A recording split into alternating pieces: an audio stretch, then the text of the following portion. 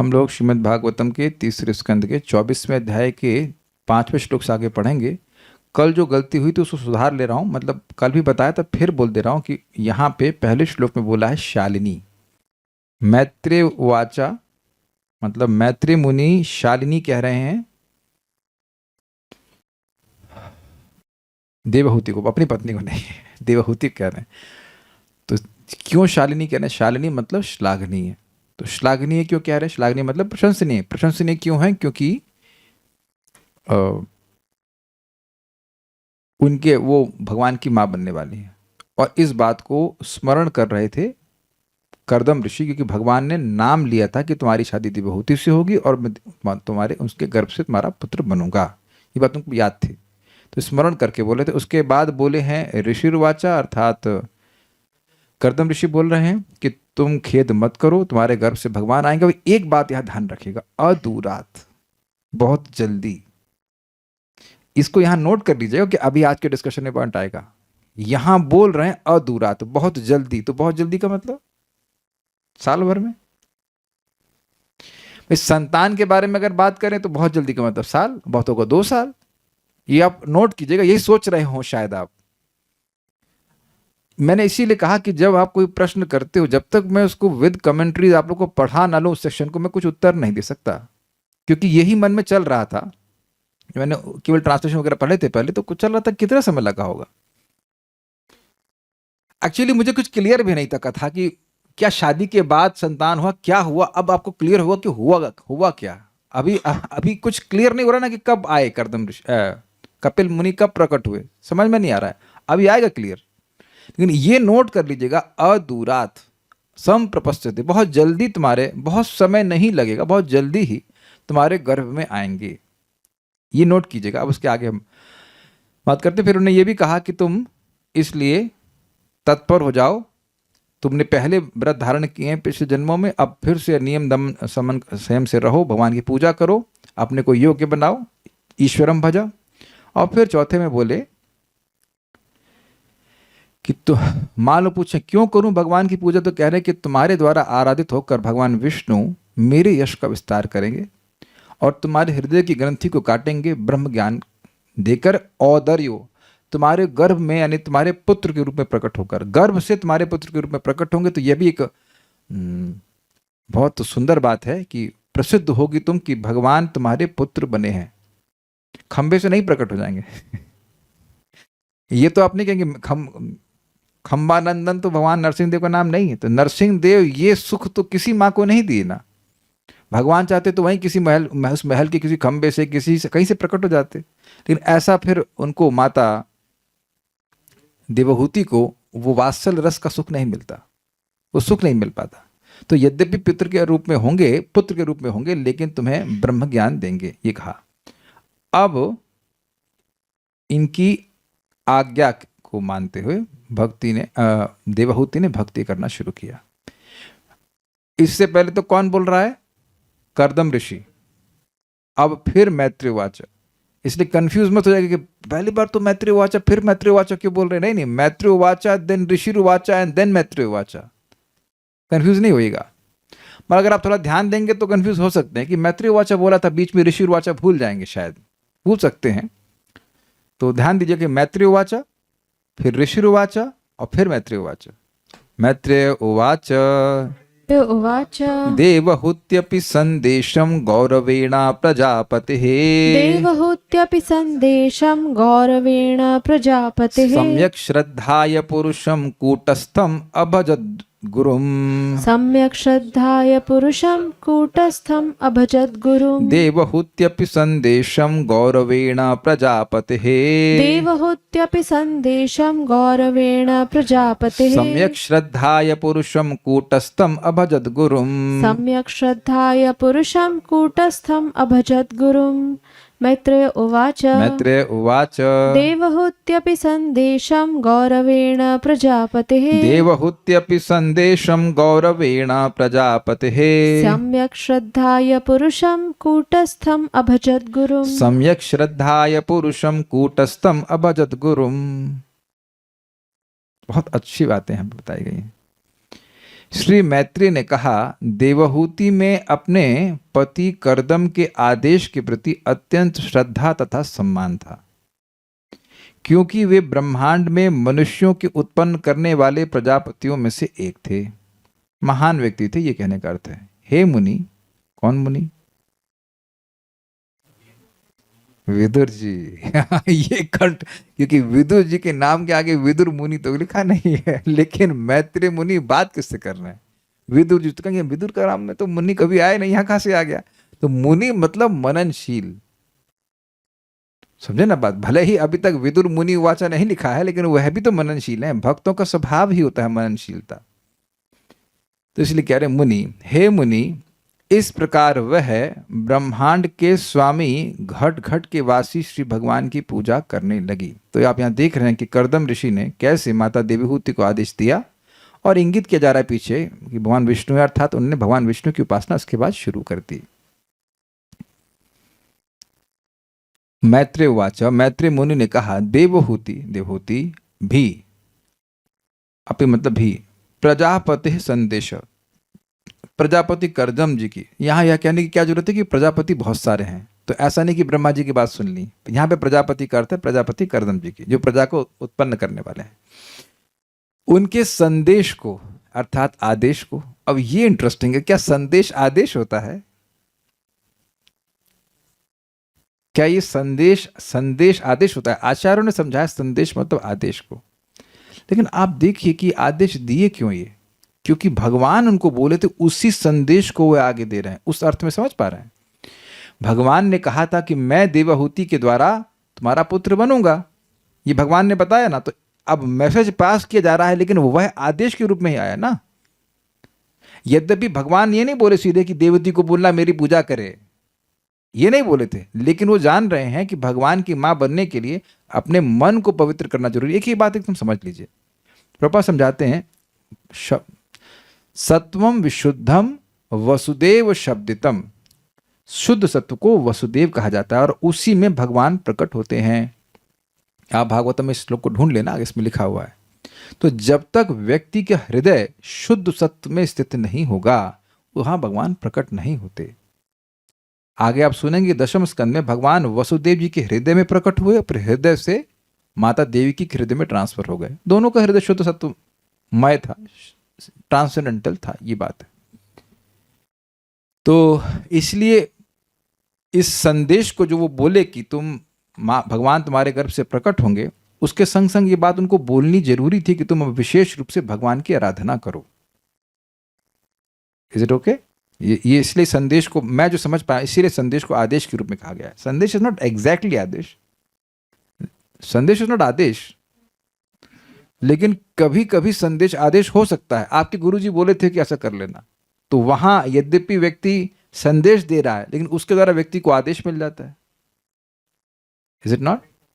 भाई हम लोगों को या संदेश रूपी आदेश मिल रहा है कि नहीं? प्रभुपाद कहे थे कि 16 माला जो जब करेगा, 4 नियमों का पालन करेगा, वो इसी जन्म में भगवान के पास चला जाएगा। तो ये हमारे गुरु महाराज हमको आदेश दे रहे हैं, और अन्य भक्त लोग भी बता रहे हैं, लेकिन है तो ये संदेशात्मक आदेश की नहीं? इजी। यस, हमारे गुरु महाराज को कैसे मालूम चला? प्रभुपाद उनको बताए। तो I think it's very clear कि ये संदेश को आदेश क्यों कह रहे हैं। ये केवल इस कंटेक्स्ट में हम बोला जा रहा है। गौरवेण, गौरव मतलब आदर पूर्वक, सम्मान के साथ, सम्यक श्रद्धाया, भली भांति श्रद्धा पूर्वक धारण करके, कि एकदम सत्य बोल रहे हैं, कूटस्थम यानी प्रत्येक हृदय में स्थित, गुरुम अर्थात अत्यंत पूज्य। और आचार्यों ने कहा गुरुम क्यों कह रहे हैं? क्योंकि ये बेटे तो बनेंगे ही, लेकिन गुरु भी बनेंगे मां के। बनेंगे ना कपिल देव, इसलिए उन गुरु अत्यंत पूज्य पुरुषम अभजत, पूर्ण पुरुषोत्तम भगवान का भजन करने लगी। मैत्रेय उवाच, मैत्रेय मुनि ने कहा, देवहूत्यपि संदेशम गौरवेण प्रजापति, देवहूति भी प्रजापति कर्दम के आदेश को गौरवेणा, गौरव के साथ, सम्यक श्रद्धाया, भली प्रकार की श्रद्धा से युक्त होकर के धारण करी, ये अर्थ लेना होगा। धारण करके पुरुषम कूटस्थम गुरुम अभजत। पुरुष मतलब भगवान, कूटस्थम मतलब जो हर एक हृदय में स्थित हैं, और अत्यंत पूज्य भगवान की भजन करने लगी। एक शब्द बड़े मजेदार है और यह पुरुषम। पुरुषम मतलब अन एक्सपीरियंसर। आप लोग इस क्लास को एक्सपीरियंस कर रहे हो कि नहीं? तो हम लोग भी पुरुष हैं, लेकिन हम लोग परम पुरुष नहीं हैं। इसीलिए यहां पुरुष का मतलब है, पुरुष के संग और भी चीज लगा दे रहे हैं, कूटस्थ गुरु। हम लोग गुरु नहीं हैं, हम लोग कूटस्थ इस सेंस में नहीं कि हम सबके हृदय में स्थित नहीं है। मैं अपने हृदय में स्थित हूं, लेकिन सबके हृदय में स्थित नहीं हूं। हम लोग हम लोग व्यष्टि हैं। भगवान सभी सर्वव्यापी हैं। तो परमात्मा की, भगवान की पूजा करने लगे, ये बात कह रहे हैं। ठीक है।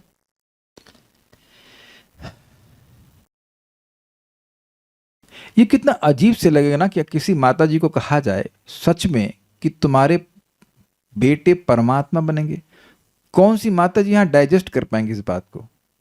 उनको समझ में आएगा ये बात? देखो, सुन तो लेते हैं हम, लेकिन आप समझ पाएंगे इस बात को? परमात्मा मेरे बेटे बनेंगे, वो तो पहले से हृदय में है। Can you understand this? आप कहानी सुन लेते हो जो दूसरे पे जा रही है, लेकिन अगर आप पर घटित हो जाए, कोई कहे कि इस जन्म में आपके बेटे भगवान बनेंगे, जो आपके अंदर पहले से ही है, तो संतान उत्पन्न करने का ये प्रक्रिया तो नहीं है, ये पहले से ही है, मेरे बेटे बन जाएंगे। You will be confuse, is it not? बहुत अमेजिंग सी बात हो रही है कि किसी को बोल दीजिए, और ऐसा नहीं कि संभावना है, हो सकता है, नहीं, बनेंगे ही। अच्छा, एक और बात भी है कि गौरव क्यों था? क्योंकि उनको विश्वास था कि हमारे, पहले वो बोल चुकी हैं, हमारे राधम बता, हमको विश्वास है कि आपके पास भगवान की कृपा से सारी सिद्धियां प्राप्त हैं। वो सच बोलने वाले हैं, दैवात करिए सी। वह भी उनको विश्वास था कि देवताओं से या भाग्य से भी श्रेष्ठ मेरे पति हैं, ऐसा विश्वास था उनको। श्रीधरी, श्रद्धाय पद का अर्थ है विश्वास करके। तो अब प्रसिद्ध अर्थ है श्रद्धा शब्द विश्वास करे सुदृढ़ निश्चय। तो श्रद्धा का मतलब है कि विश्वास, और विश्वास का मतलब क्या है? कि व्यक्ति करेगा। इसीलिए यहां पर अभजत शब्द है, क्योंकि श्रद्धा थी पति की बात पर, तो इसलिए विश्वास था, इसलिए खूब अच्छे से भगवान की भक्ति करने लग गई। सारार्थ दर्शनी। एक भक्त हमको पूछे कि प्रभु जी, सुबह उठने में दिक्कत होती है, 2 दिन उठते हैं, तीसरे दिन नहीं उठ पाते हैं, क्या दिक्कत है? आप लोग क्या लगता है, क्या दिक्कत है उनको? एग्जैक्टली, श्रद्धा की कमी। अगर विश्वास है तो आप उठेंगे ही, नो मैटर वॉट। क्योंकि लोग पूरी रात जग के भी नौकरी कर रहे हैं, हम हाथ नहीं खड़ा करवा रहे हैं, हमें दिख रहे हैं 1-2 लोग तो जो पूरी रात जग के नौकरी कर लेते हैं। तो विश्वास है ना कि इससे परम सिद्धि की प्राप्ति हो जाएगी, वॉटेवर। लोग कर रहे हैं कि नहीं? आप केवल सुबह उठने की बात छोड़ दीजिए, हम पूरी रात जग के काम कर रहे हैं, लोग कर रहे हैं कि नहीं? ये सारा गेम विश्वास का है। लोग क्या क्या काम नहीं कर रहे होते हैं। मेरे को कुछ कभी कभी शौक था, पहले हम देख लिया करते थे कि वो जो हाई टेंशन केबल्स होते हैं ना, उसको एकदम ऊपर हेलीकॉप्टर पे चढ़ करके उतर के उसको रिपेयर कर रहे हैं। तो यही तरीका है ना जीने का, और तो कोई बेचारा तरीका रह नहीं गया जीने का, है ना? तो लोगों को विश्वास है, विश्वास ही हर व्यक्ति को ड्राइव कर रहा है कुछ कार्य करने के लिए। तो ये जो भगवान की पूजा उन्हें शुरू करी, विशेष रूप से अपने पति की बात पर विश्वास था, इसलिए किया। बाकी कुछ भी मुश्किल नहीं। देखिए, भक्ति में अब एक काम नहीं कह सकते कि जो मुश्किल है। आज मैं इस पे रिफ्लेक्ट कर रहा था कि बोलने में कुछ थकान होती है, आप लोगों को सुनने में क्या थकान हो रही है? बोलिए, सुनने में कोई थकान होती है? महावीर प्रभु, कितने कैलोरीज खर्च होते हैं सुनने में? ये मैंने कि बेसिकली इस समय बैठ के जो सुन रहा है उसको कुछ भी थकान नहीं हो रही है। किसी को सुनने में भी थकान हो रही है क्या? कि वजन कम हो रहा हो, कि कैलोरी कम हो रहा है? देखो, फैट बर्न करने का बहुत बड़े तरीका है कि आप सुनना शुरू कीजिए। It doesn't know energy, is it not? लेकिन भगवान का प्रेम हृदय में जागृत हो रहा है, तो अब बताओ इससे आसान क्या कार्य है? लेकिन जिसका विश्वास होगा वह करेगा, विश्वास होगा तो करेगा। तो हम ये सब बातें क्यों कह रहे हैं? श्रीमद् भागवतम इस विश्वास को शाम को आपके हृदय में स्थापित कर देती है। नष्ट प्रायेषु भद्रेषु नित्यम भागवत सेवया भगवती उत्तमा श्लोके भक्तिर्भवति नैष्ठिकी। ये मैं आप लोग को प्रेरणा देने के लिए नहीं बोल रहा हूँ, मतलब प्रेरणा देने के लिए तो बोल रहा हूँ, मैं समझा रहा हूँ इस विज्ञान को कि आप किसी भी चीज की महिमा जैसे सुनते हो वैसे आप उस पर विश्वास हो जाता है, मतलब एटलीस्ट विश्वास होना शुरू हो जाता है, वर्ड से सुनने से विश्वास होता है। सुनना पढ़ना उसकी महिमा सुनते रहते, हाँ ये करना चाहिए, और फिर जब सुनते जाते हैं सुनते जाते हैं सुनते जाते हैं तो और उत्साह बढ़ता जाता है करने का। तो सारा गेम ये सुनने का है, श्रद्धा की बात है। तुमको श्रद्धा था, वो करने लगे, सारा अर्थ दर्शनी। संदेशम का अर्थ है प्रजापति करदम का उपदेश। वो बोले थे ना कि ऐसा करो ऐसा करो ऐसा करो, दमयना नियमेना, अभी आपने सुना था कि इसके द्वारा वह दम के द्वारा नियम के द्वारा भगवान की आराधना करो, दान के द्वारा सब भगवान की आराधना करो।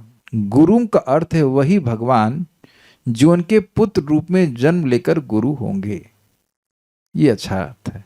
गुरु की पूजा करने लगी क्योंकि उनको बोले थे कि तुम्हारे पुत्र रूप में आएंगे, लेकिन ब्रह्म भावना ब्रह्म ज्ञान के शिक्षक बनकर तुम्हारा हृदय की ग्रंथि को वह छेद अर्थात काट देंगे। ये सुना था ना 4th श्लोक में आपने।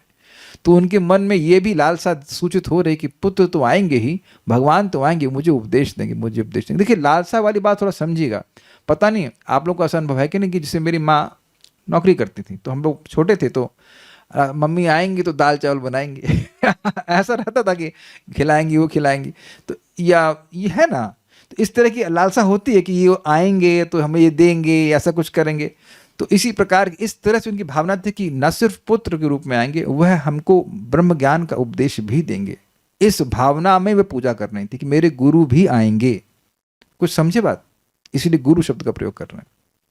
तात्पर्य यह आत्मबोध की प्रक्रिया है, मनुष्य को प्रामाणिक गुरु से उपदेश ग्रहण करना पड़ता है। अब आप ये कहेंगे ये बात प्रभुपाद क्यों कहते हैं, बार बार क्यों चीजों को रिपीट कर रहे हैं। हमने एक बहुत सुंदर शिक्षा ग्रहण करी, वे इस्कॉन के भक्त ने शेयर किया था, उनका नाम क्या है, इस्कॉन दिल्ली के टेम्पल प्रेसिडेंट का नाम क्या है, माँ से नाम है, क्या नाम है, मोहन रूपा प्रभु। हाँ, तो उन्हें एक बड़ी सुंदर बात समझाई। उन्हें कहा repetition is mother of learning. बार बार जो आवृत्ति अभ्यास किया था उसी से वो अम्मा है मतलब सीखने की प्रक्रिया का। अगर हिंदी में अनुवाद किया जाए, बिना रेपिटेशन के व्यक्ति कुछ नहीं सीख सकता है। आप बार बार रिपीट कीजिए कोई विद्या, आप देखिए किसी विद्या का अभ्यास आप कर रहे हैं, जब बार बार अभ्यास होता है तब व्यक्ति उसको सीख पाता है। फॉर एग्जाम्पल रोटी बनाना कितना ईजी है ना कल्याण प्रभु। नहीं, आप मैं आपके भाई हूँ उस मामले में, मेरे से भी नहीं बनती जस्ट। और यहाँ भी सब माता जी लोग तो पहले दिन से परफेक्ट रोटी बना रही। कौन माता जी यहाँ पहले दिन से ही रोटी परफेक्ट बनाई, चलिए देखें। श्री वल्लभा माता जी, आप तो अच्छी कुक हैं शायद, कोई हाथ नहीं खड़ा कर रही हैं। तो आप समझ गए रोटी के लिए कितनी बार अभ्यास किया, उसकी गिनती नहीं होगी। पहले भारत का नक्शा, फिर उत्तर प्रदेश, उसके बाद नेपाल, और बहुत कुछ बनाने के बाद वह गोल बन रही है। अग्रीड। तो रोटी के लिए कितना अभ्यास करना पड़ता है। अग्रीड। तो आप सोच रहे हैं ब्रह्म ज्ञान एक ही बार में सुन लेंगे आपको समझ में आ जाएगा, ऐसे नहीं होता है। ये आत्मबोध की प्रक्रिया मनुष्य को प्रामाणिक गुरु से ये आत्मबोध की प्रक्रिया है कि मनुष्य को प्रामाणिक गुरु से उपदेश ग्रहण करना पड़ता है, जिसने परंपरा में ज्ञान प्राप्त किया हो। परंपरा में ज्ञान नहीं दे रहा है तो आपको आध्यात्मिक शिक्षा नहीं दे सकता, बाकी कुछ भी दे देगा वो। He cannot give you spiritual knowledge. He can give you anything else, but not spiritual knowledge. वो ठीक से ज्ञान नहीं दे सकता क्योंकि उसके पास ठीक ज्ञान है ही नहीं। वो जनरल स्टोर हो सकता है ठीक है, लेकिन स्पेसिफिक स्टोर नहीं है। करदम मुनि, ये देखिए हम आपको मजाक में नहीं कह रहे हैं। बहुत बार आप देखेंगे कि लोग प्रवचनकर्ता बन जाते हैं लेकिन वो देश भक्ति, हिंदुत्व आदि की बातें करने लगते हैं, है कि नहीं। हाँ, राष्ट्रीय संत, ऐसे बातें आने लगती हैं। We have nothing against someone, but the point is they will again वो क्या कहते हैं, come down to bodily platform, शरीर के स्तर पे ही बातें करते हैं, वो बातें करते हैं। सब शांति रहनी चाहिए, ये नहीं चाहिए होते, भगवान की सेवा नहीं बताते हैं, फोकस नहीं होता। जितना क्लियर भक्तों को इस्कॉन में हो गया है कि भाई जीवन का उद्देश्य है कि भगवान की प्राप्ति करना है, वो हर जगह नहीं है ऐसा। कुछ गोल ही क्लियर नहीं है, साधन की तो बात छोड़ दीजिए कि करना फाइनल ईयर करना क्या, ये कुछ क्लियर ही नहीं होता कि गुरु जी को क्लियर नहीं है, ये बात है। वी आर वेरी फॉर्चुनेट कि प्रभुपाद इस प्रकार से एक ही बात को बार बार बता रहे ताकि हमको एक बात तो समझ में आ जाए कि अगर प्रामाणिक व्यक्ति से नहीं सुन रहे हैं तो हमें आध्यात्मिक उन्नति नहीं प्राप्त होगी, चाहे और कुछ प्राप्त हो जाए। कर्दम मुनि देवहूति के पति थे, किंतु आत्मसिद्धि कैसे प्राप्त की जाए इसका उपदेश करने के कारण स्वाभाविक रूप से वे गुरु भी थे। ऐसे अनेक उदाहरण विद्यमान हैं जहां पति गुरु बन जाता है। शिव जी भी अपनी प्रियतमा पार्वती के गुरु थे। पति को इतना ज्ञानी होना चाहिए कि वह कृष्ण भावनामृत में प्रबुद्ध करने में अपनी पत्नी का गुरु बन सके। सामान्यतया एक स्त्री पुरुष की अपेक्षा कम बुद्धिमान होती है, अतः यदि पति बुद्धिमान होता है तो स्त्री को अपनी आध्यात्मिक उन्नति के लिए अच्छा अवसर प्राप्त होता है। अब ये सब प्रश्न मत कीजिएगा कि हमारे पति तो भक्त नहीं है, वो सब ठीक है, नहीं है तो कोई बात नहीं है, क्लास में आकर सुन लीजिए, it's okay what you can do. But ये प्रभुपाद समझा रहे हैं एक आइडियल सिचुएशन है, और उसमें आज मैं विचार कर रहा था कि वैदिक प्रणाली में पुरुष 25 साल तो और कोई काम करता ही नहीं है, केवल आध्यात्मिक शिक्षा ही। अगर ब्राह्मण क्षत्रियों की बात करें, और वैश्य भी कुछ समझते हैं, लेकिन Brahmin Kshatriya is absolutely only engaged in spiritual education. तो जो उसको कितना ज्ञान हो जाएगा, वो सब भूल जाएगा, पर 26 साल में सब भूल जाएगा। आपने देखा ना कर्दम ऋषि कैसे तपस्या कर रहे थे, ठीक है वो गृहस्थी में गए लेकिन भूल नहीं गए। अलुप्त महिमा, आप याद रखिएगा शब्द को, अलुप्त महिमा।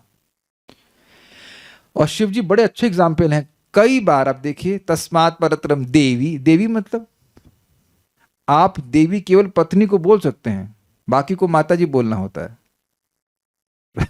ये समझे बात।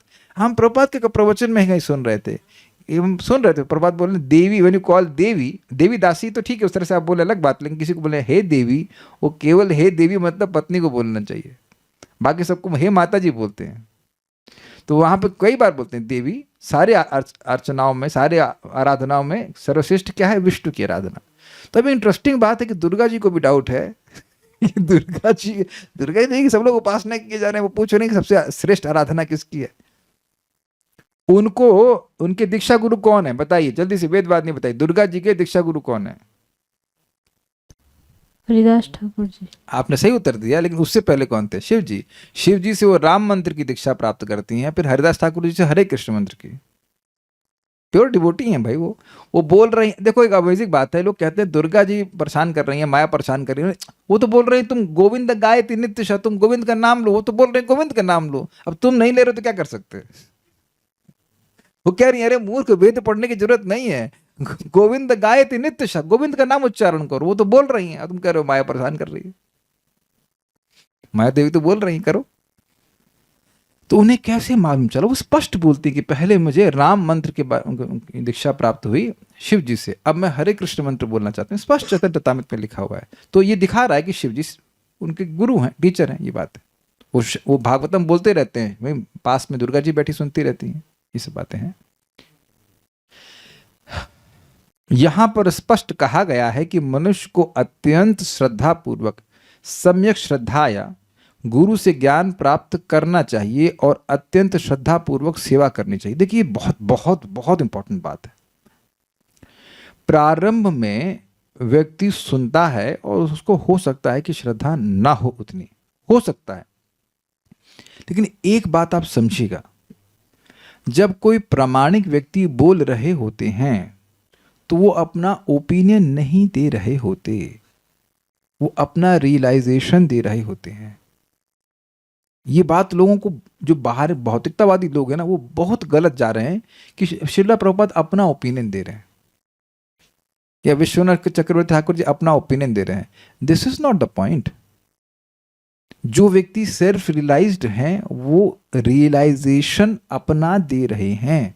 जैसे वही पूछते ना कि दाल कैसी है, तो आप अपना अनुभव बताते हैं कि नमक थोड़ा सा तेज लग रहा है, तो आपको जो अनुभव हो रहा है वो बोल रहे हो, या नमक कम लग रहा है या मीठा ज़्यादा है, ये जस्ट है ना, अपना जो अनुभव वो बोल रहे हो। वहाँ अपना मत तो नहीं बता रहे हैं, ओपिनियन तो नहीं बता रहे हैं, जो आपका एक्सपीरियंस वो शेयर कर रहे हैं। एक भक्त हम बोले, हमको किसी के थ्रू बोले या वो बोले कि इस्कॉन में सब लोग एक ही बात क्यों बोलते हैं, क्यों ना बोलें, क्योंकि एक ही बात है बोलने के लिए। अगर ठीक ठीक शिक्षा का पालन कर रहे हैं तो एक ही बात तो बोलेंगे ना। आप 6 लोगों को खीर खिलाएंगे, सभी बोलेंगे हर एक बोलेगा नमकीन, एक बोलेगा कड़वी है, एक बोला नहीं, everyone will say it is sweet. तो जो उस पथ का अनुगमन करेगा उसको वही अनुभव प्राप्त होंगे। जैसे अब यहाँ से होटल जाएंगे या होटल दिल्ली जा रहे हैं, तो जो भी स्टेशन है सबको बराबर एक ही स्टेशन दिखाई पड़ेगा, अलग स्टेशन नहीं दिखाई पड़ेगा। कुछ समझ रहे हैं ना बात? पथ वही होना चाहिए, पथ में सारे स्टेशन वही हैं, अलग अलग स्टेशन नहीं है। Is it not? तो अब श्रद्धा को विकसित करने का तरीका आप जानते हैं, सुनना, और सुनने के बाद जो कहा गया है उसको अनुसार जब आप चलेंगे तो आपको भी अनुभव होगा और आपकी श्रद्धा स्ट्रांग हो जाएगी। नहीं तो लोग बड़े ही कह सकते हैं नॉन सीरियस वे में प्रश्न करते हैं, प्रभु श्रद्धा कैसे बढ़ाई जाए। अरे भाई, तुमको बताया तो जा रहा है, पहले सुनो, सुनिए और सुनने के बाद उसको क्रियान्वित कीजिए। क्रियान्वित करेंगे तो भगवान आपको वैसा रेसिप्रोकेशन देंगे। कोई दुश्मन थोड़े ना भगवान जी आपके, तो श्रद्धा हो जाएगी। कोई व्यक्ति यहां पे ऐसा है जिसको आज तक कभी जब का अच्छा अनुभव हुआ ही ना हो, when you felt very nice and little some blissfulness, तो अब आप ये बता दीजिए अब कैसे कह सकते हो कि नाम में श्रद्धा नहीं होगी?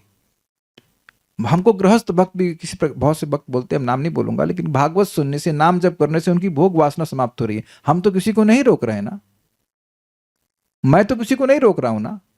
तो आपको खुद को प्रभाव महसूस हो रहा है ना कि तदा रजस तमो भावा काम लोभा दयश्च।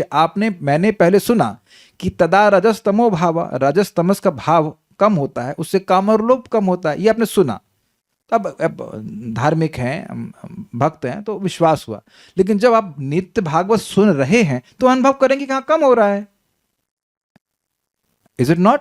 भाई किसी को 100 पॉइंट था तो 80 हुआ तो कम हुआ, किसी का पहले से 60 था तो 40 हुआ, बढ़ तो नहीं रहा है ना। I hope you are getting the point. जगत से विरक्ति होती है श्रीमद् भागवतम को सुन करके, तो जब आप सुने उसके अनुसार जीवन में अप्लाई कर रहे हैं तो देखेंगे कि हाँ भाई अनुभव होता है, श्रद्धा हो जाती है। प्रारंभ में आप सुनने के द्वारा ही श्रद्धा करते हैं, क्योंकि हमको अनुभव एक्सपीरियंस नहीं होता है। कोई भी दवा है फॉर एग्जाम्पल, लेकिन जब आप दवा लेते हो तो प्रभाव पड़ता है ना उसका, तो आपको विश्वास हो जाता है कि सही है। बहुत से लोग, संजय शुक्ला प्रभु एक आते हैं, तो वो मतलब माता जी कह रही थी इतनी दवा खाए हैं कि आधे डॉक्टर बन गए। उनके मित्र डॉक्टर के पास ना जाकर उन्हीं से पूछ लेते हैं, प्रभु जी ये बीमारी क्या दवा ले? हाँ ये दवा ले लो आप।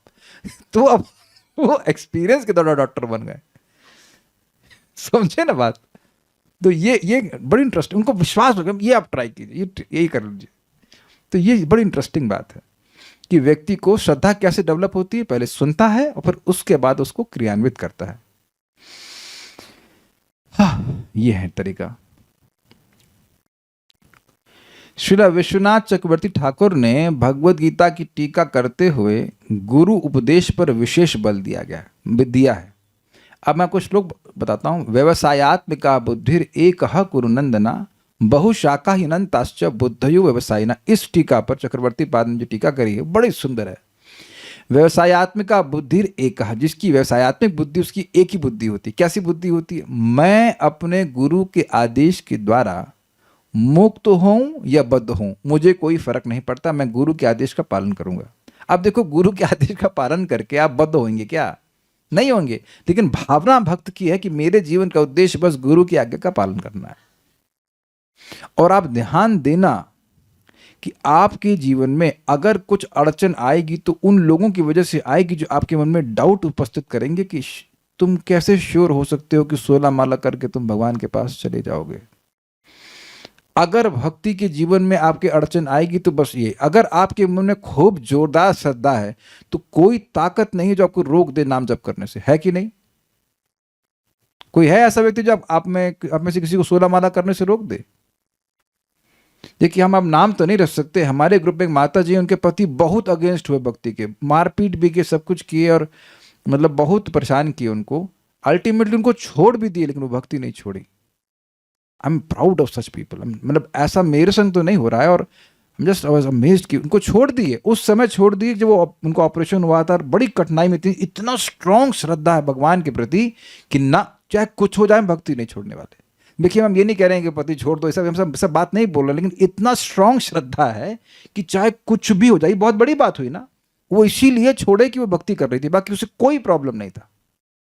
ऐसा व्यक्ति तो अब दिख रहा है कि भगवत प्राप्ति करेगा। इतनी बड़ी परीक्षा को पास कर गया, अब मैं उनको बोला कि भगवान ने आपको ये करा दिया कि अब ये हो गया, इससे वर्स्ट क्या होगा, तब भी तुम भक्ति कर ली। ये बहुत बड़ी परीक्षा है कि नहीं है? परीक्षा बहुत डिफिकल्ट होता है। कोई गलती नहीं है आपकी, खाना बना रहे, सेवा कर रहे, सब कुछ प्रेम से कर रहे हैं, फिर भी कोई छोड़ दे केवल इसलिए कि आप भक्ति कर रहे हो और कोई कारण नहीं है। तो ये एकदम दिख रहा है कि उन माता जी की, अब मैं पूछूं कौन अधिक बुद्धिमान है, तो निश्चित बात है कि माता जी बहुत बुद्धिमान है, लेकिन वो व्यक्ति समझ नहीं पा रहा इस बात को। वो कुछ नहीं करता तो कम से कम बैठे बैठे प्रसाद पाता, भगवान के पास चला जाता, लेकिन बेवकूफ को समझ में नहीं आया। यही तो बेवकूफी है। But what I am appreciating is this is called व्यवसायत्मिका बुद्धि। By come what may I will chant Hare Krishna. ये बात आप समझ लीजिएगा। मैं आप शायद, मुझे लगता है हर शाम के प्रवचन में इस बात को सुनते होंगे और मेरे मुख में ये बात आ ही जाती है कि दिमाग में अगर इतनी बात घुस गई कि 16 राउंड्स मीन्स मेरे लिए वैकुंठ का मार्ग खुल गया है, तो आपको कोई नहीं रोक सकता, कोई भी नहीं रोक सकता। ये बात यहां पे बोलना है, इस तरह से प्रभात समझा रहा है कि अपने मनुष्य को चाहिए कि गुरु उपदेश को अपना जीवन और आत्मा समझे, चाहे मुक्त हो। एक और बात आप समझ लीजिएगा कि जो व्यक्ति डाउट दे रहा है आपको, उसके खुद के मन में डाउट है, इसलिए वो उगल रहा है। उल्टी तो उसी चीज की जाती है ना जो पेट में भरा हो है ना भाई। कुछ पेट में आपने खाया तो वही उलट देता है व्यक्ति। ऐसा तो नहीं कि आपने पिज्जा खाया और गाजर उलट देंगे, तो उसको भी कोई फीड किया है डाउट, वही वही उगल रहा है। Make sense? चाहे मुक्त हो या बद्ध, उसे चाहिए कि गुरु के अनुदेशों का श्रद्धा पूर्वक पालन करे। प्रभुपाद समझा रहे हैं कि उसको ये सोचना चाहिए कि हमें कुछ नहीं सोचना है, हम गुरु के आदेश का पालन करके अब मुक्त हो चाहे बद्ध हो, हम भजन करेंगे। अब आप जानते हो इतनी अकल सबके पास है कि अगर गुरु बोल रहे हैं हरे कृष्ण मंत्र जपो, तो क्या आप उससे बद्ध हो जाएंगे? ये तो अंडरस्टूड। अगर प्रसाद खाओ बोल रहे हैं तो क्या आप उससे बद्ध हो जाएंगे? लेकिन ये एक भाव है कहने का, भाई हमें मतलब ही नहीं कि हम भगवान की प्राप्ति करेंगे कि नहीं करेंगे, हमारा कार्य है गुरु को प्रसन्न करना। I hope this is clear now. ये बात है और ये सिद्धांत है कि गुरु को प्रसन्न करेंगे तो भगवान की कृपा आप पर होगी। भगवान स्पष्ट 11वें स्कंद में कहते हैं कि मुझे सबसे अधिक प्रिय है वो व्यक्ति जो अपने गुरु के आदेश का पालन कर रहा है। और गुरु का आदेश एकदम क्लियर है। The first instruction of the spiritual master is to chant 16 rounds of Hare Krishna mantra. हम इस्कॉन की बात कर रहे हैं, मान्यों की बात नहीं कर रहे। तो इतना बात समझ लेना चाहिए। और ये प्रभुपाद जी का शब्द है कि जो व्यक्ति 16 माला जप कर रहा है उसका आप दोष मत देखिए, वो बहुत अच्छा कार्य कर रहा है। वो सब अब आगे जितने भी दोष सब ठीक हो जाएंगे। तब आप कहेंगे प्रभु जी आप क्यों डांटते हैं? अरे इतना कहाँ डांटते हैं, बस इतनी बात को समझा रहा हूँ कि 16 माला जप करो, कल्याण प्रभु तुरंत ऐसा लग रहा है इन्हीं को पकड़ कर डांट रहा हूं मैं। जो भी मेरी अगर थोड़ी बहुत डांट है तो इसी मामले में इस दायरे के बाहर मत जाइए, इसमें सटे रहिए, इसमें सटे रहिए। इतना तो नहीं डांटते यार, ऐसा मत बदनाम करो है कि नहीं, लाइक दैट। अच्छा, यह भी कहा गया है कि एक इस पे मैं एक और, इससे पहले मैं आगे जाऊं, आप ये बताओ कि हम प्रभुपाद जी पे श्रद्धा ना रखे, तुम्हारे पास ऑप्शन क्या है? ये बता दीजिए। अगर प्रभुपाद ना हुई थे तो आप लोगों का क्या हुई थे? हम लोग क्या होता बताइए। अगर आप प्रभुपाद पे विश्वास ना रखे तो लेफ्ट राइट देखिए, कोई बता रहा है कि आप वैकुंठ जा सकते हो। आप और मैं सर फोड़ ले तब भी नहीं हमें कोई एक व्यक्ति मिलेगा जो बता देगा वैकुंठ का रास्ता किधर से। तो प्रभुपाद जी के अलावा श्रद्धा रखने का ऑप्शन आपके पास है क्या? भाई साहब है ही क्या आपके पास ऑप्शन? मरता क्या ना करता सुना है आपने इसका मतलब? तो मर ही रहे हैं सब लोग, तो मरने के उपदेश दे रहे हैं, इसके लिए मर जाओ उसके लिए मर जाओ, है कि नहीं? कैसे जिएंगे तो कोई सिखाई नहीं रहा है। यह भी कहा गया है कि ईश्वर सबों के हृदय में स्थित है, किसी को उन्हें बाहर ढूंढने की आवश्यकता नहीं है, वे तो वही हैं। मनुष्य को केवल श्रद्धा पूर्वक गुरु के उपदेशानुसार पूजा में ध्यान लगाना चाहिए, इससे सारे प्रयास सफल होंगे। क्या है? आत्मा प्रियार्थो एवं स्वसिद्ध एवं स्वचित्ते स्वतएव सिद्ध आत्मा प्रियार्थ भगवान अनंत। तम क्या याद नहीं आ रहा है? तो तम निवृतो भजताम नेतार्थो भजेत संसार हेतु परमश्च यत्र, बहुत अच्छा श्लोक था कि एवं सच्चित्ते, भगवान आपके चित्त में स्वतः एव सिद्ध, पहले से ही इंस्टॉल्ड है। जैसे विंडोज पहले से लैपटॉप में इंस्टॉल्ड आता है, बहुत से लैपटॉप में प्री इंस्टॉल्ड है, भगवान आपके हृदय में पहले ही बैठे हुए हैं। ऐसा नहीं कि आएंगे, आना है। आत्मा प्रियार्थ, और वो आपके आत्मा है, परमात्मा आत्मा प्रिय है।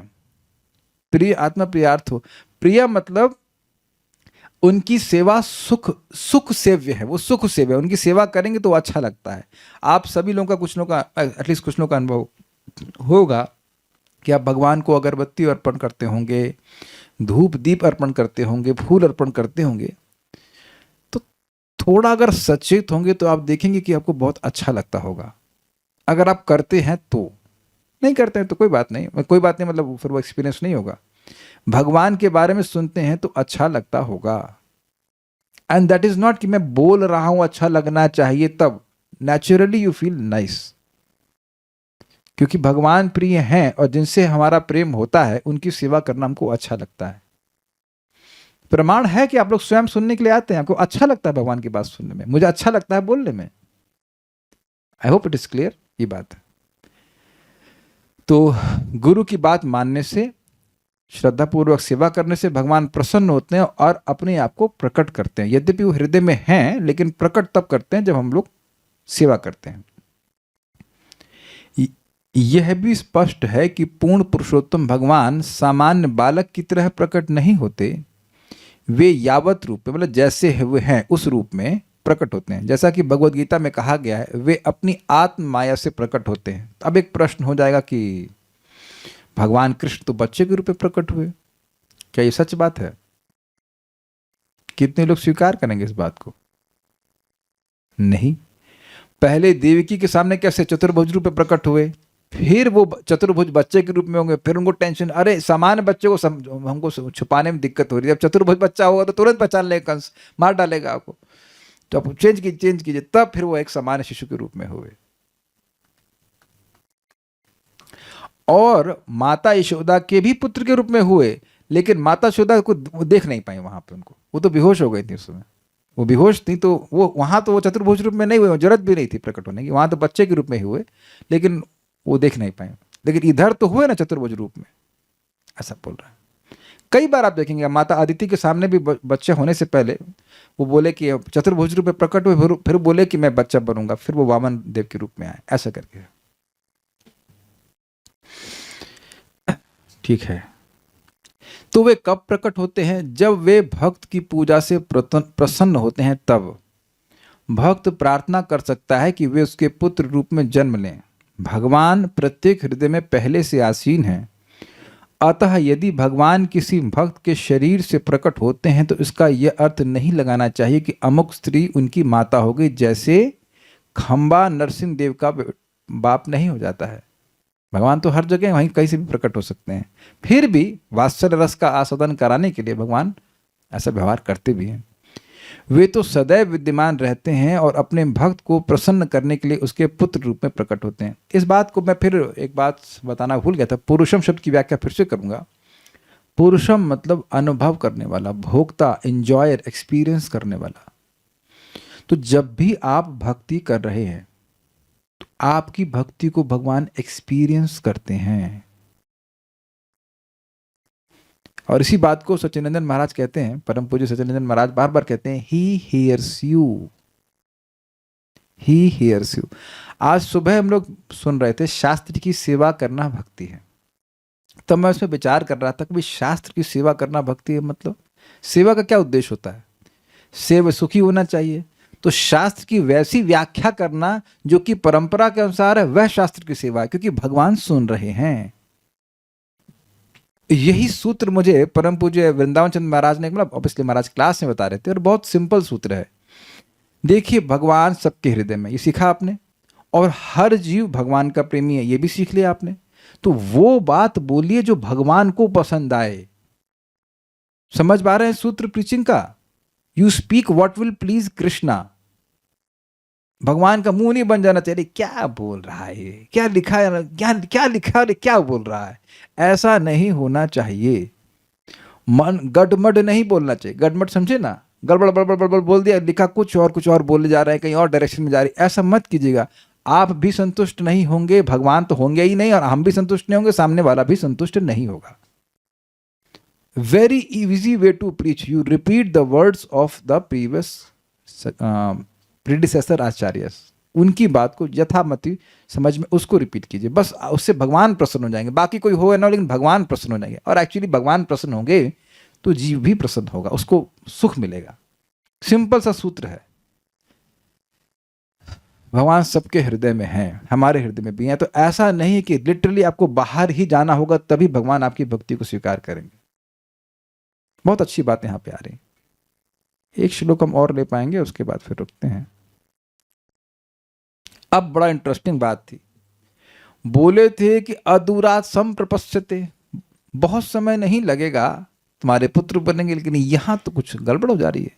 कह रहे हैं तस्याम बहुत थे काले भगवान मधुसूदनः, तस्यां बहुतिथे काले भगवान् मधुसूदनः, कार्दमं वीर्यमापन्नो जज्ञेऽग्निरिव दारुणी, कार्दमं वीर्यमापन्नो गिरिवदारुणी, जज्ञेऽग्निर इव दारुणी। ठीक है, कार्दमं वीर्यमापन्नो जज्ञेऽग्निरिव दारुणी, कार्दमं वीर्यमापन्नो जज्ञेऽग्निगिरिवदारुणी, जज्ञेऽग्निरिव दारुणी, जज्ञेऽग्निरिवदारुणी, तस्यां बहुतिथे काले भगवान् मधुसूदनः, तस्यां बहुतिथे काले भगवान् मधुसूदनः, कार्दमं वीर्यमापन्नो जज्ञेऽग्निरिव दारुणी, कार्दमं वीर्यमापन्नो जज्ञेऽग्निगिरिवदारुणी, गिरी नहीं हो, जज्ञेऽग्निरिव दारुणी। ठीक है, तस्यां बहुतिथे काले भगवान् मधुसूदनः, तस्यां बहुतिथे काले भगवान् मधुसूदनः, कार्दमं वीर्यमापन्नो जज्ञेऽग्निरिव दारुणी, कार्दमं वीर्यमापन्नो जज्ञेऽग्निरिवदारुणी, तस्यां बहुतिथे काले भगवान् मधुसूदनः, तस्यां बहुतिथे काले भगवान् मधुसूदनः, कार्दमं वीर्यमापन्नो जज्ञेऽग्निरिवदारुणी, कार्दमं वीर्यमापन्नो जज्ञेऽग्निरिव दारुणी।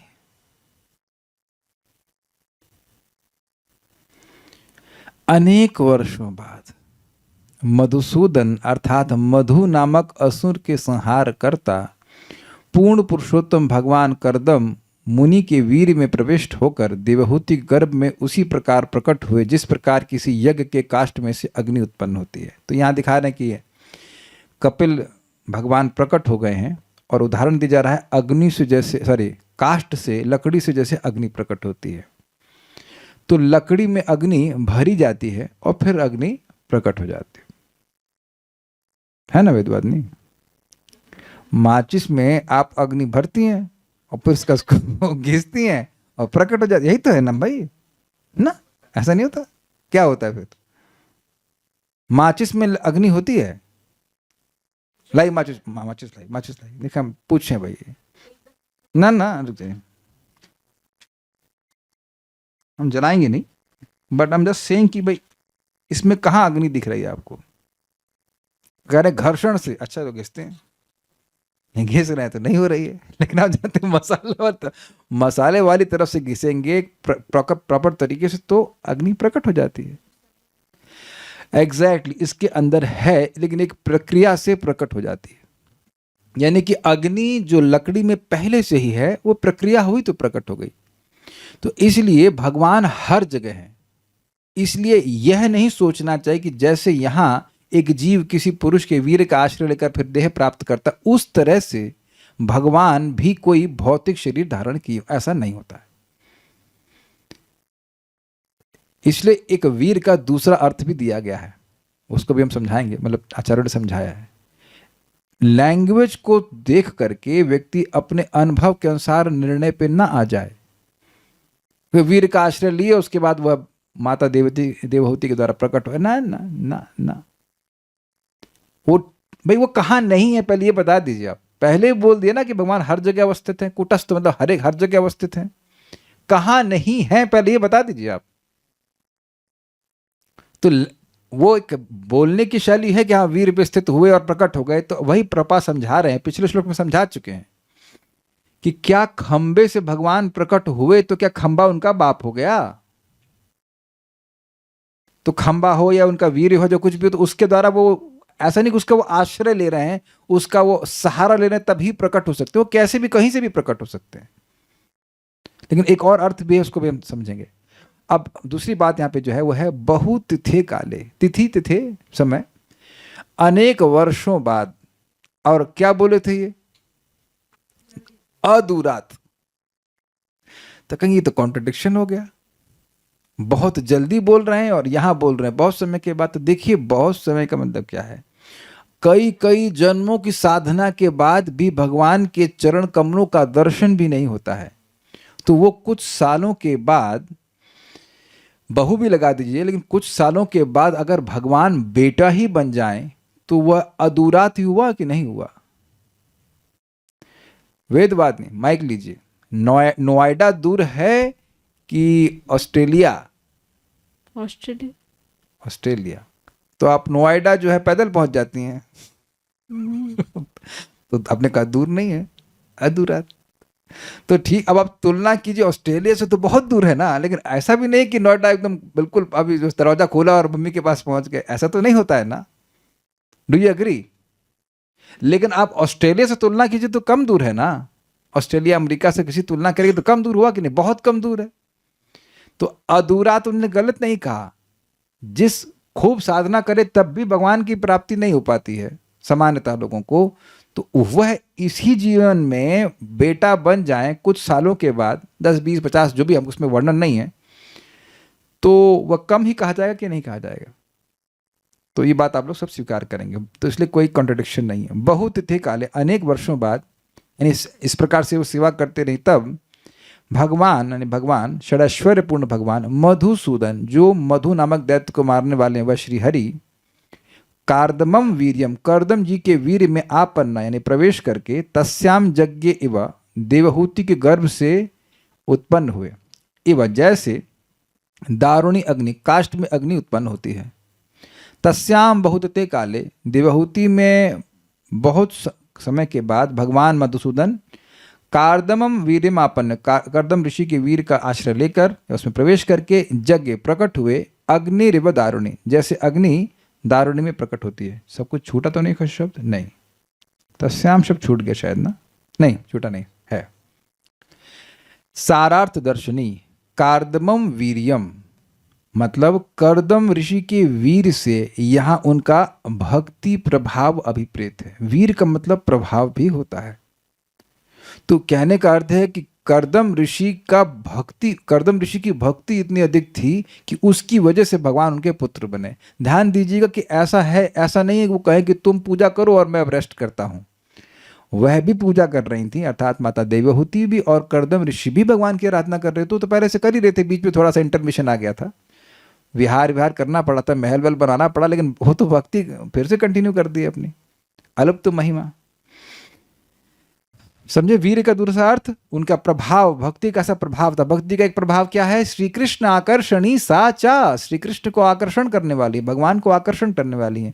याद है कि आप लोग को याद होगा कि उनकी तपस्या को देखकर भगवान इतने द्रवीभूत हो गए थे कि उनकी आंखों से आंसू आने लग गया था। याद है ना, कर्दम ऋषि की तपस्या को देखकर कि इतना मेरे भक्त मेरे लिए तपस्या किया है। तो ये प्रभाव था उनका। आपन्न अर्थात उनकी भक्ति प्रभाव से वशीभूत होकर, ये अर्थ है। अभी समझाया मैंने आपको, भक्ति जिस भक्त के हृदय में होती है तो उससे उसके वशीभूत भगवान हो जाते हैं, उसके हृदय में ग्रसित हो जाते हैं। तो उसी बात को यहाँ पे कह रहे हैं कि उनके, अब देखिए, एक तो शाब्दिक अर्थ हुआ वीर में आश्रय लेकर के, दूसरा क्या है? उनके भक्ति के प्रभाव से वशीभूत होकर भगवान देवहूति के गर्भ से प्रकट हुए।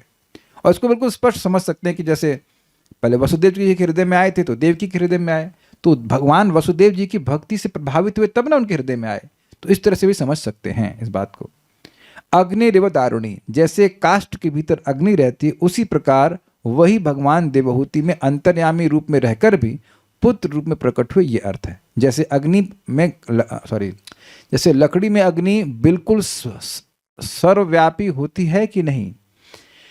लकड़ी में अग्नि सर्वव्यापी होती है कि नहीं? लेकिन आप देखो कि जब हम लकड़ी को जलाते हैं तो एक ही स्थान से प्रकट हो जाती है, फिर धीरे धीरे करके सब जगह प्रकट हो जाती है। अग्रीड? देखा है सबने।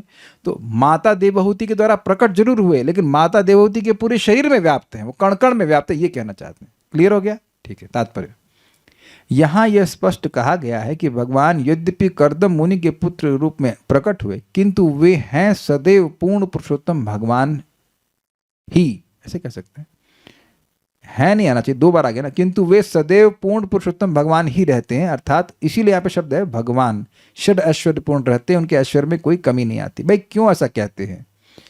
देखिए, हम लोग जब इतना अभी समय है तो कुछ अपने को सामर्थ्य से युक्त मानते हैं, लेकिन हम लोग की अवस्था मां के गर्भ में कितनी असहाय होती है। तो यहां भगवान यद्यपि मां के गर्भ में आ रहे हैं, लेकिन उनमें कोई असहायता नहीं है। यही अब आगे जाकर दशम स्कंद में सुनेंगे, बड़ी प्रसिद्ध स्तुति से कहते हैं गर्भ स्तुति।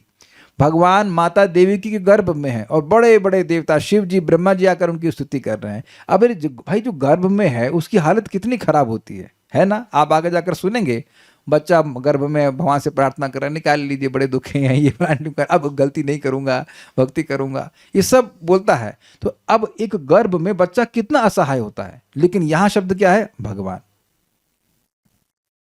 ये बात है, वो वहां पे भी षड ऐश्वर्य पूर्ण है।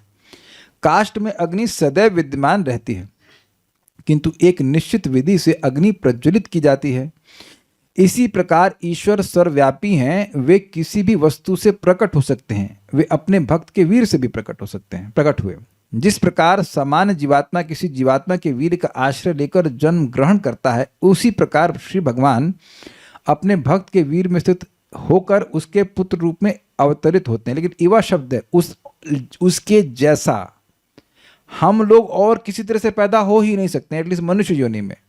लेकिन भगवान स्वेच्छा से ऐसा कर रहे हैं। अजोपिसन अव्यात्मा भूतानाम ईश्वरोपिसन प्रकृति स्वाम अधिष्ठाय संभवामि आत्माया। अपनी शक्ति से भगवान प्रकट होते हैं, वो अजन्मा है, वो बाध्य नहीं इस तरह से प्रकट होने के लिए। अब भाई आप सुन ही चुके हैं, वो नाक से प्रकट हो गए थे ब्रह्मा जी के। ब्रह्मा जी देख रहे ये क्या हुआ ये भगवान आए, ही कैन डू एनीथिंग। और इतने बड़े हो गए कि अब तो वो नाक में आने वाले नहीं थे वापस तो वो कुछ भी कर सकते हैं ना भाई। ये बात आप बार बार स्वीकार कीजिए कि भगवान कुछ भी कर सकते हैं, तब मजा आता है भगवान को, तब आपने भगवान को समझा है। इससे उनकी परम स्वतंत्रता प्रकट होती है। यानी पॉइंट प्रपात कह रहे हैं कि यदि कोई कहे अरे भगवान है तो वीर का आश्रय क्यों लिए, अरे वो कुछ भी कर सकते हैं, वो कुछ भी कर सकते हैं। वो कर्दम ऋषि के बाल से भी प्रकट हो सकते थे। फिर देवहूति देखती रहती ये क्या हुआ, फिर उनको ही तो भाव नहीं आया कि मेरा पुत्र हुआ। He can do just anything ना, ये बात है। इससे यह कदापि लक्षित नहीं होता कि वे किसी के गर्भ से समान जीवात्मा की तरह जन्म लेते हैं। भगवान नृसिंह हिरण्यकशिपु के महल के खंबे से प्रकट हुए, भगवान वराह ब्रह्मा जी के नथनों से उत्पन्न हुए, और श्री कपिल कर्दम के वीर से उत्पन्न हुए। तो अब पॉइंट क्या है? पॉइंट ये है कि जब खंबे से प्रकट हुए तब कोई दिक्कत हुई आपको? नहीं हुई। जब भगवान ब्रह्मा जी के नाक से प्रकट हुए तब कोई दिक्कत हुई? तब भी कोई दिक्कत नहीं। तो अब क्यों दिक्कत हो रही है? जब वैसे प्रकट होने से उनकी भगवत्ता में कोई कमी नहीं आती, तो ऐसे प्रकट होने से भी उनकी भगवत्ता में कमी नहीं आ गया। समझ में आ गया बात? क्लियर है? इससे यह नहीं समझ लेना चाहिए कि भगवान के प्राकट का स्रोत खंबा, नथना या वीर है। भगवान भगवान ही होते हैं। भगवान मधुसूदन शब्द आया यहाँ पे। वे सभी प्रकार के असुरों का वध करने वाले हैं, और यदि किसी भक्त के पुत्र रूप में प्रकट भी होते हैं तो भी भगवान ही बने रहते हैं। स्पष्ट है। कार्दमम शब्द महत्वपूर्ण है क्योंकि यह बताता है कि कर्दम तथा देवहूति की सेवा से उनका प्रेम था, उनको अफेक्शन था उनके प्रति। किंतु हमें यह समझने की भूल नहीं करनी चाहिए कि वे समान जीवात्मा की तरह कर्दम मुनि के वीर तथा देवहूति के गर्भ से उत्पन्न हुए थे। आगे के श्लोकों को हम लोग आगे देखेंगे। उनका हैप्पी बर्थडे पार्टी हो रही है, अब सराएं आएंगी, नाचेंगी, गाएंगे, तो वो सब हम लोग जो है कल सुनेंगे। आज तो समय नहीं है।